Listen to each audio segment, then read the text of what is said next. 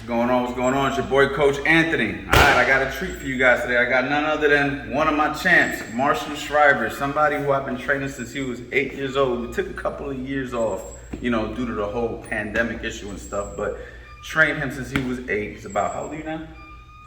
15 years old now. As you can see, he's almost my height. When he first came in the gym, he was like this tall, you know what I mean? Over 40 amateur fights, very experienced, and we're about to pick it back up and get back to our training regimen. But I want to talk about something that is a simple move, but yet it's complex. And I feel like that's boxing in general. I tell people all the time, boxing is easy and difficult both at the same time, because a lot of these techniques are not necessarily hard to do, but then again, they can be for some people. And then the other thing is, there's a science behind it. There's a method to the madness. You can't just do stuff. You have to know what you're doing. You have to know what your escape routes are. You have to know what the risk reward is, right? Because whenever you throw a punch, whenever you do something in boxing, you're also in position to get punched. It's not the perfect science. You're never gonna be totally safe. So you have to know what the risk rewards are, okay? So we're gonna have Marshall here, and this is gonna be a simple tap over. Now, I've talked about this in the past with fast heavy chambers, and I talked about how if you just catch the shot, you can shoot right over the top. Something that we like to do, especially against the opposite stance. So if you haven't seen that course, how to box the opposite stance, we talk about the tap over, how to set traps and counter punch, we talk about the tap over. Just very sneaky, very good. But the way we're gonna do it in this situation is gonna be a little bit to a next level. We're going to set it up. Now, if he was to just, face me right here, if he was to just throw it from right here in the regular boxing stance, half a man, nice and angled, he'd have to catch the shot from there, catch it, and shoot it from quite a bit of a distance.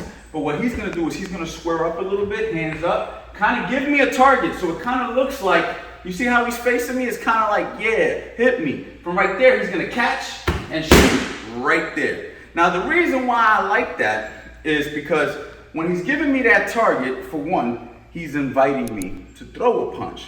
And 9 times out of 10, guys are gonna wanna throw the easiest punch to the target, which is the straight line, which is the jab. He's gonna be prepared, ready to block, okay? Now, another reason why I like this is because he actually brings the right hand closer, okay? So let me demonstrate for you guys. If I'm standing here in my boxing stance, as you can see, half a man, angled, right, toe heel alignment, my right hand is here. But when I square up, my right hand is actually now a little bit closer. So he's facing me, his right hand, regular stance is here. When he squares up, look how much closer he is. So now for him to push that right hand out is actually gonna be closer to the target, okay? So this is the method to the madness that I'm talking about. So he's gonna get in his stance, he's gonna set it up, I'm gonna throw it in, okay? Do it again. Now look, as close as he is, he's still able to get a respectable amount of power on that right hand. Now yes, the right hand might be a little bit harder if I turn it from its original spot, but from right here, I can still get enough on the right hand to get the attention of my opponent, and that's really what the tap over is for. The tap over is really just to throw a guy off. So he's in his stance, set it up, and good. Again, bang, good. Again, bang, good. Now, if he wants to follow up, obviously he can follow up with a 3-2 here and pop, bang, good. It doesn't have to be a 3-2, it could be a 2-5-2. Pop, bang, bang, bang. That's a 3-2. Pop, bang, bang, bang. There you go. So he can follow up. He can also tap over, catch, roll out. He's here. Pop, bang, and he's out of there. Okay, so different things he can do off the tap. He has to understand now, when he's doing this technique, now this is the disclaimer, when he's doing that right here, he needs to understand that he can potentially get caught if he doesn't time this properly, if I feint him or if I do something that makes him react too soon. He's actually closer for me to actually hit him now than if he was standing in his spot. So when he decides to do this, it's going to be based off of my patterns. He's gonna have to feel it. He's gonna have to know, now's the time to do this. This isn't for a guy to just do. This is for, okay, a guy's been throwing a jab, you kind of understand what his movements are, and now you're like, all right, I'm gonna give him a target. You understand? And then there's gonna be a part 2 to this video that I'm gonna actually give you. There's gonna be another option you have from that position.